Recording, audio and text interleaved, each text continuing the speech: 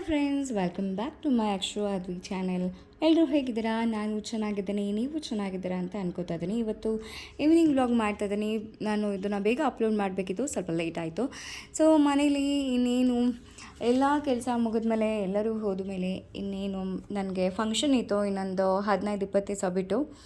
So ನಾನೆಲ್ಲ ಸೀರೆಗಳು ಯಾವ್ದು ಉಡೋದಪ್ಪ ಅಂತ ನೋಡ್ತಾ ಇರಬೇಕಾದ್ರೆ ಒಂದು ಸಿಕ್ತು. ಬಟ್ ಅದರದ್ದು ಬ್ಲೌಸ್ದು ಹುಕ್ಸ್ ಅಂತೂ ಅಷ್ಟು ರಸ್ಟ್ ಆಗಿಬಿಟ್ಟಿತ್ತು.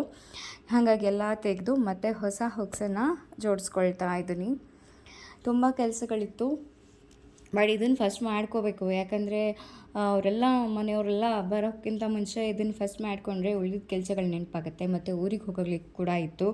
ಆ ಫಂಕ್ಷನ್ಗಿಂತ ಮುಂಚೆ ಮತ್ತೆರಡು ಕಡೆ ಊರಿಗೆ ಹೋಗಬೇಕಿತ್ತು. ಹಾಗಾಗಿ ಬಂದಮೇಲೆ ಆಗೋದಿಲ್ಲ, ಇನ್ನೇನಾದರೂ ಒತ್ತಡಗಳು ಬಂದರೆ ಅಂತ ಹೇಳಿ ಫಸ್ಟಿಗೆ ನಾನು ಫ್ರೀ ಇದ್ದಾಗಲೇ ಮಾಡ್ಕೊಂಡ್ಬಿಡ್ತೇನೆ. ಯಾಕಂದರೆ ನನ್ನ ಸಣ್ಣ ಮಗ ಇರೋದ್ರಿಂದ ಸೊ ಕೆಲವೊಂದು ಸತಿ ಆಗಲ್ಲ, ಬೇರೆ ಬೇರೆ ಏನೇನೋ ಕೆಲಸಗಳು ಬರುತ್ತೆ. ಅವನಿಗೆ ಬೇರೆ ಟೆಸ್ಟ್ ಬೇರೆ ಇದೆ. ಸೊ ಹೀಗಾಗಿ ಎಲ್ಲದನ್ನು ಮನಸ್ಸಲ್ಲಿ ಇಟ್ಕೊಂಡು ಆದಷ್ಟು ಬೇಗ ಬೇಗ ಕೆಲಸಗಳನ್ನ ನಾನು ಮಾಡ್ಕೊಳ್ತೀನಿ. ಹಾಗೆ ನಾನು ಬ್ಲೌಸ್ ಡಿಸೈನ್ನ ನಿಮಗೆ ತೋರಿಸ್ತಾ ಇದ್ದೀನಿ. ಇದು ಸಿಂಪಲ್ ಬ್ಲೌಸ್ ಆ್ಯಕ್ಚುಲಿ. ಸಿಂಪಲ್ಲಾಗಿ ಆಲ್ಮೋಸ್ಟ್ ನನ್ನೆಲ್ಲ ಬ್ಲೌಸ್ಗಳು ಸಿಂಪಲ್ಲಾಗಿರುತ್ತೆ. ಆ್ಯಂಡ್ ಆಲ್ಮೋಸ್ಟ್ ಸದ್ಯ ವರ್ಕ್ ಡನ್ ಆಯಿತು, ಎಲ್ಲ ಹುಕ್ಸ್ಗಳು ಹಾಕಾಯಿತು. ಇನ್ನು ಅದು ಹಾಕ್ತಿದ್ದಂಗೆ ಬಟ್ಟೆಗಳು ಜೋಡಿಸು, ಅದು ಮಾಡು, ಇನ್ನೇನು ಡೈಲಿ ವೇರ್ ಇರುತ್ತಲ್ಲ, ಸೊ ಎಲ್ಲ ಒಗ್ದು ಹಾಕಿದ್ದಿತ್ತು. ಅದನ್ನೆಲ್ಲ ತೆಗೆದು ಮಡಚಿ ಹಿಡ್ಕೋತಾ ಇದ್ದೆ. ಇನ್ನು ನನ್ನ ಮಗನ ಯೂನಿಫಾರ್ಮು, ಸಾಕ್ಸು ಎಲ್ಲನೂ ಕೂಡ ಬೆಳಗ್ಗೆ ತೊಳೆದಿಟ್ಟು ಆಲ್ರೆಡಿ ತುಂಬ ಬಿಸಿಲಿದ್ದರಿಂದ ಒಣಗಿಸಿ ಕೂಡ ಆಗಿತ್ತು, ಒಣಗಿತ್ತು. ಅದನ್ನೆಲ್ಲ ಜೋಡಿಸಿಟ್ಕೊಂಡೆ. ಬಟ್ ಅದನ್ನು ಇನ್ನೊಂದು ಸ್ವಲ್ಪ ಹೊತ್ತು ಬಿಟ್ಟು ಐರನ್ ಕೂಡ ಮಾಡಬೇಕು. ಹಾಗಾಗಿ ತೆಗೆದು ಸೈಡಲ್ಲಿ ಇಟ್ಕೊಂಡೆ. ಉಳಿದೆಲ್ಲ ಬಟ್ಟೆಗಳು ಕೂಡ ಜೋಡಿಸಿಟ್ಕೊಂಡೆ. ಮಗ ಬೇರೆ ಬರೋ ಟೈಮ್ ಹೊತ್ತು ಬೇರೆ ಆಗಿಬಿಟ್ಟಿತ್ತು.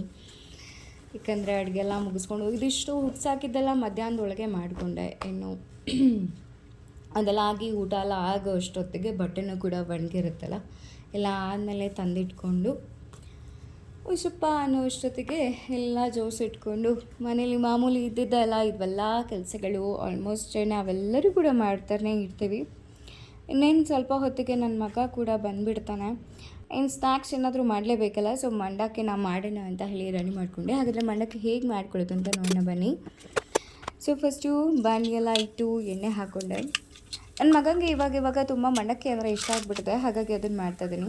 ಸೊ ಫಸ್ಟು ಬಾಣಲೆಯಲ್ಲಿ ಎಣ್ಣೆ ಕಾದ ಮೇಲೆ ಹುರಿಗಡಲೆ ಮತ್ತು ಕಡಲೆ ಬೀಜವನ್ನು ಹಾಕಿ ಫ್ರೈ ಮಾಡ್ಕೊಳ್ಳಿ, ಗೋಲ್ಡನ್ ಬಣ್ಣ ಬರೋವರೆಗೆ. ಹಾಗೆ ಅದಕ್ಕೆ ಅರಿಶಿಣ ಮತ್ತು ಖಾರದ ಪುಡಿಯನ್ನು ಸೇರಿಸ್ಕೊಳ್ಳಿ.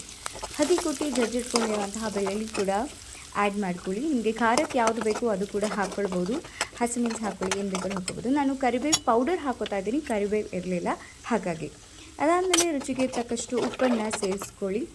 ಅದಾದಮೇಲೆ ನೀವು ಮಂಡಕ್ಕಿಯನ್ನು ನೀಟಾಗಿ ಕಲಿಸ್ಕೊಂಡ್ರೆ ಕುರುಮಾದಂಥ ಮಂಡಕ್ಕಿ snacks, easy snacks recipes ready to eat.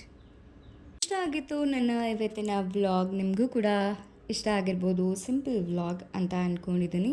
ಇಷ್ಟ ಆದರೆ ಪ್ಲೀಸ್ ಸಬ್ಸ್ಕ್ರೈಬ್ ಮಾಡಿ ಆ್ಯಂಡ್ ಲೈಕ್ ಮಾಡಿ, ಕಮೆಂಟ್ ಮಾಡಿ. Thank you.